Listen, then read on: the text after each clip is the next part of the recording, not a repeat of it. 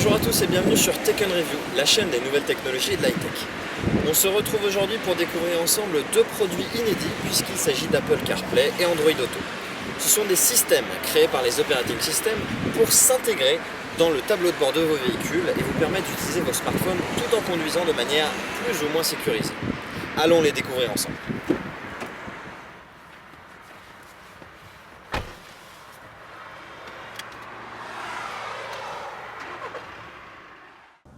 Alors commençons tout d'abord avec Apple CarPlay qui est le premier à s'être lancé sur ce marché et qui lui va garder l'idée d'application à travers son interface pour voiture.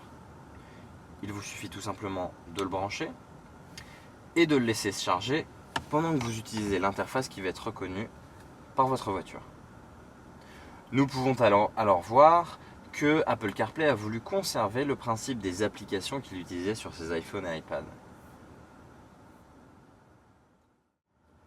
On se retrouve donc à ce moment-là dans un espace très épuré Apple où nous retrouvons nos applications favorites. Il faut savoir qu'il n'y a que ces applications. Vous ne pourrez pas télécharger d'applications supplémentaires, vous aurez seulement l'essentiel de votre smartphone dans cette interface. Notamment, commençons avec la musique. Vous pourrez accéder à toute votre bibliothèque musicale, les morceaux, les artistes, les playlists que vous avez, de manière assez facile d'utilisation pour rechercher une musique en ordre alphabétique, par artiste, par album, etc., etc. Et donc, écoutez votre musique à travers le système sonore de votre voiture. Toujours dans l'idée de musique, est intégré à Apple CarPlay Spotify. Si vous avez un abonnement Spotify, vous pourrez profiter de cet abonnement et l'utiliser, donc écouter vos musiques, vos playlists dans Apple CarPlay. Nous voyons de la même manière que les livres audio et les podcasts sont inclus dans l'application Apple CarPlay et donc que les livres que vous aurez préalablement enregistrés sur votre application Books de manière audio et vos podcasts pourront être lus lors de votre conduite. Maintenant, une chose très importante concernant Apple CarPlay, c'est que Siri est la base de la sécurité dans la conduite. Par exemple, si vous allez vouloir consulter ou envoyer des messages, vous allez forcément devoir passer par Siri. À qui dois-je envoyer un message? Marvin. Ça marche. Que voulez-vous dire à Marvin? Le nouveau système Apple CarPlay est plutôt pas mal. De cette même manière, Siri va vouloir lire vos messages et vous empêcher de les lire ou d'y répondre en détachant le regard de la route. Allez-y. Vous n'allez pouvoir en aucun cas Allez-y. lire vos messages de manière écrite. Pour ce qui est du téléphone maintenant, Avec qui voulez-vous discuter? Siri va vous proposer de passer un appel ou de répondre à un appel, mais vous allez par la suite pouvoir accéder à votre menu des dernières personnes vous ayant appelé, de vos contacts favoris, même du clavier. Pour ce qui est du téléphone, nous retrouvons une manière optimisée de l'application que nous avons sur l'iPhone. Intéressons-nous maintenant à la partie importante de l'aspect de l'interface dans une voiture. Il s'agit de la navigation. Apple CarPlay a voulu utiliser Plan pour sa navigation. Il faut savoir que celui-ci va se coordonner avec votre téléphone pour vous proposer vos destinations favorites et vous permettre d'y aller immédiatement.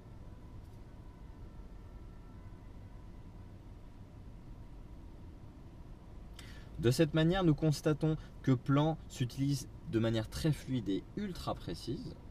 Par contre, quand vous n'aurez pas de destination et qu'il s'agira de vous repérer sur la carte, il reste très imprécis et nous laisse encore plutôt une impression vague. On préférera encore utiliser le GPS préintégré à la voiture.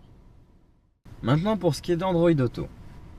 Android Auto apparaît comme une interface de tablette sur l'écran de votre véhicule. Vous allez pouvoir accéder au menu principal, qui est l'interface Google Now que vous pourrez retrouver sur votre téléphone, avec de la même manière la météo, vos trajets favoris, les derniers appels passés, etc. Vous pourrez ensuite accéder à la musique à travers Spotify ou Google Play Music, pareil, qui vous permet de profiter de votre musique dans le système son de votre voiture.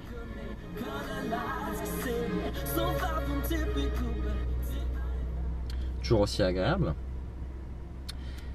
Et donc de passer par le GPS, qui est ici Google Maps, qui nous le trouvons est bien plus agréable que Plan et qui va vous permettre encore une fois de faire des recherches sur Google pour accéder à vos destinations favorites, mais dans cette interface va vous permettre d'accéder au clavier. Vous avez le choix d'utiliser le contrôleur vocal.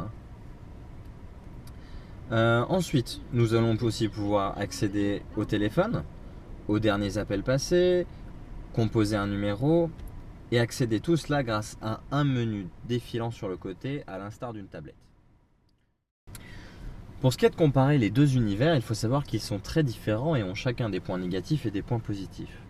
Commençons déjà avec Apple CarPlay. Ce que nous aimons beaucoup, c'est retrouver l'univers que nous avons sur nos téléphones et iPad, donc des applications qui s'ouvrent de manière très fluide. Ce que nous apprécions aussi énormément, c'est le côté de la sécurité que nous conservons en mettant en avant l'outil de Siri. La navigation comme un téléphone portable est très faible, on n'a pas beaucoup à utiliser un clavier pour écrire une adresse, on utilise vraiment l'interface Siri qui va vous proposer ses services tout au long de l'utilisation d'Apple CarPlay. À qui dois-je envoyer un message? Et donc faciliter son utilisation tout en gardant les yeux sur la route. C'est vraiment le point positif d'Apple CarPlay. Ce que nous n'aimons pas dans Apple CarPlay, c'est tout d'abord Plan qui n'est pas assez optimisé pour la voiture. Ça donne bien sûr des indications qui sont claires, mais par rapport à Maps qui est présent dans Android Auto, c'est sûr qu'on s'y retrouve moins et qu'on aimerait que l'application soit beaucoup mieux optimisée et plus poussée pour la voiture. Ce que l'on n'aime pas aussi, c'est le manque d'applications. Ce que nous aimons beaucoup avec Android Auto, c'est Google Now et Google Maps, qui sont ces deux avantages principaux et qui font que son utilisation est plus agréable qu'Apple CarPlay. Maintenant, dans l'utilisation du téléphone et aussi quand on veut rentrer une destination dans Google Maps, c'est qu'on est obligé ou qu'on est très fortement incité à utiliser un clavier, alors qu'il serait beaucoup plus évident de mettre en avant le système de reconnaissance vocale de Google Now. Pour conclure, notre coup de cœur se tourne vers Apple CarPlay car il nous permet de l'utiliser de manière beaucoup plus sûre et plus optimisée que Android Auto, qui est un système qui est en train de se développer mais qui vous permet quand même d'accéder au minimum de votre téléphone Android lorsque vous conduisez. Faites quand même attention parce que ces deux systèmes vont capter votre attention lors de votre conduite et ne doivent pas mettre en aucun cas votre comportement routier en danger. Je vous remercie beaucoup de m'avoir suivi sur Taken Review et vous dis à très bientôt pour de nouvelles vidéos qui vont arriver très vite. Au revoir.